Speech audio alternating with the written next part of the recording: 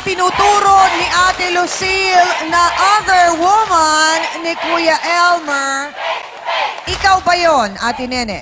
Opo, tsaka. Paanong naging kayo ni Elmer? Hindi naman, kasi siya, pagdating ng asawa niya sa bahay nila, hinahagila pa siya kung saan-saan siya na impyerno pumupunta.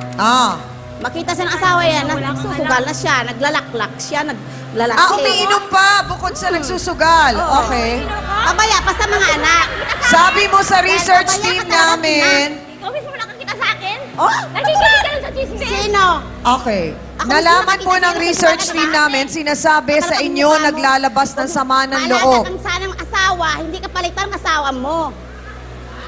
So ang nirereklamo ni Kuya Elmer, hindi marunong mag-alaga si Ate Kasi siya Lucille nga at ni, pabaya. Pagdating ng asawa niya galing sa pagtitinda, hanapin pa siya kung nasaan siya. Saan naman kayo nagkapalaya-gaya ng loob ni Kuya Elmer? Nagtitinda rin ako, Chang. Tapos ngayon, Nagkukwento si Elmer. Si Elmer nagkukwento ng buhay niya tungkol sa kanila. Okay. Tanong Siya ko lang, naman- Ate Nene, dalaga po ba you? Hindi, Chang. Ay, hindi na po. Hiwalay din, Chang. Hiwalay. Kasal. Opo. Kasal. So, tanong ko lang, Ate Nene, magkumare kayo. Tama ba ako? Paano kayo naging magkumare?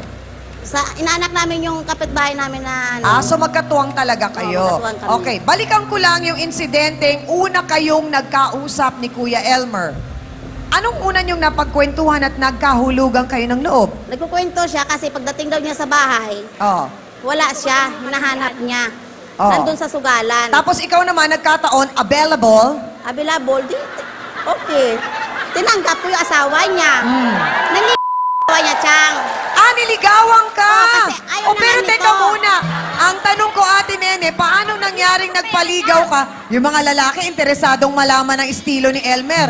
Paanong nagpaligaw ka, alam mo na ang asawa ni Elmer, kumare mo. Dahil ayaw na nga daw niya, dahil lasinggera nga yung asawa niya, pabaya pa. Sabi niyan. Okay. Nene, tanong ko, gaano katagal kang niligawan ni Elmer bago mo binigay ang iyong matamis na 4 na buwan na kami, Chang, ngayon. Mag-aapat na buwan na kayo ngayon. So sa makatuwid, talagang totoong nanlalamig na.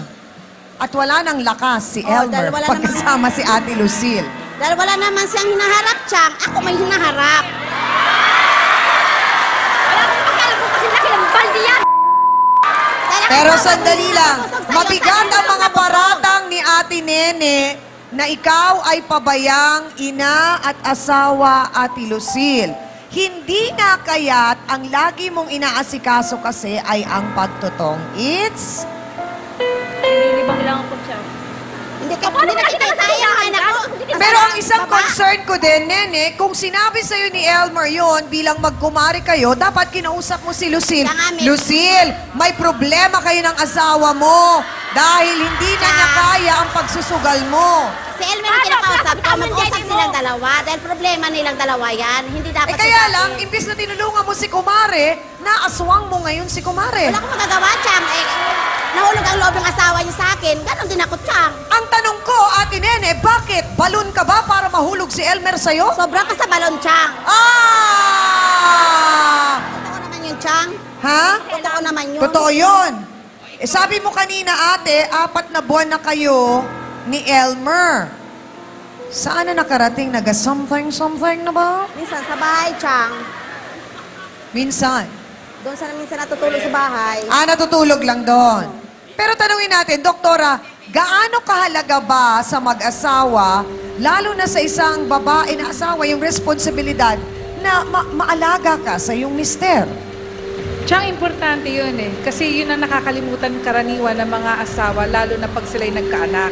Kasi akala nila, ang responsibilidad lang nila ay para sa mga bata. Tandaan nyo, may responsibilidad din kayo sa inyong mga asawa o karelasyon. Okay, dito naman sa naging kaso ni Nene, Doktora, parang lumalabas, nagkahulugan ng loob, naglabasan ng sama ng loob, nagkataon bagong hiwalay ito, yung isa rin naman parang naghahanap ng atensyon, parang masasabi ba natin na yung nag-take advantage si Kuya Elmer sa sitwasyon o si Nene ang nag-take advantage sa sitwasyon ni Kuya Elmer? Unang-una, no, pag ikaw yung napahiwalay, ikaw mismo yung napahiwalay, napaka-vulnerable mo sa mga taong lalapit sa'yo. So ngayon, kung sa tingin mo, hindi ka pa ready sa isang relasyon na maayos, huwag mong i-grab yung situation na yon. Kasi unang-una, ang papairalin mo doon, puso. Never ka mag-iisip.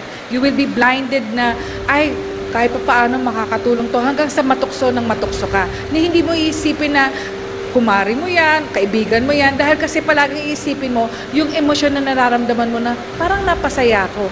Ganon. Dapat hindi mo talaga i-grab yung opportunity na yon. Lalo pat ang alam mong lalapit sa'yo ay somebody na committed. Thank you so much, Dr. Camilo. Eto na mga Kapampangan. Oras na para marinig ang inyong boses, Hans. Oh, ayan, narinig na natin ang kwento ng dalawang babae. Yung isa, ang legal na asawa na sinasabing ipinagpalit siya dahil nga daw siya ay pabaya. Yun namang ipinalit sa kanya, abay, ang claim naman niya, siya naman daw ay maalaga. Abay, sino ba? Kanino ba? Tayo naniniwala? Pula o puti? Boto Hans, mga kapatid. Taas ang mga placards. Go!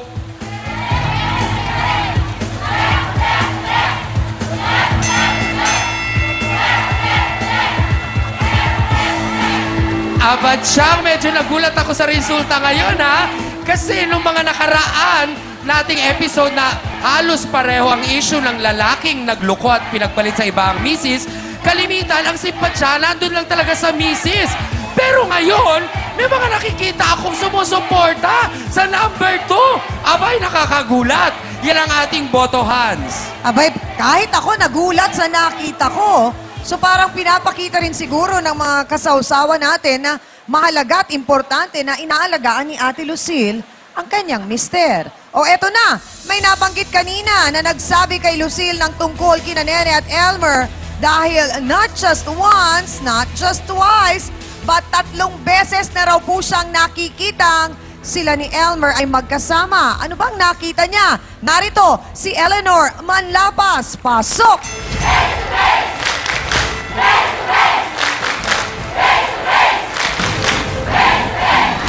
Sandali lang! Naku po! Ano po talaga ang nakita nitong si Eleanor? At bakit pati siya gigil na gigil kay Ate Nene? Alamin po natin, mga kasawsawan, dito lang sa Face to Face.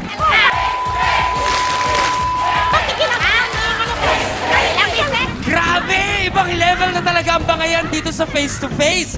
Nakakasakit ng ulo ang issue. Let's face it, nakakasakit talaga ng ulo kung puro basag ulo ang guest nyo. O eto, magsaridon ka para mawala agad ang headache mo. Ano pong problema kay Ate Lucille? Pag-uwi ko galing sa hanap buhay, wala siya. Wala! Wala. Nasaan? Hinahanap ko, nakita ko nandun sa mga kasama niya. Hindi mo ba nag-text kung nasaan?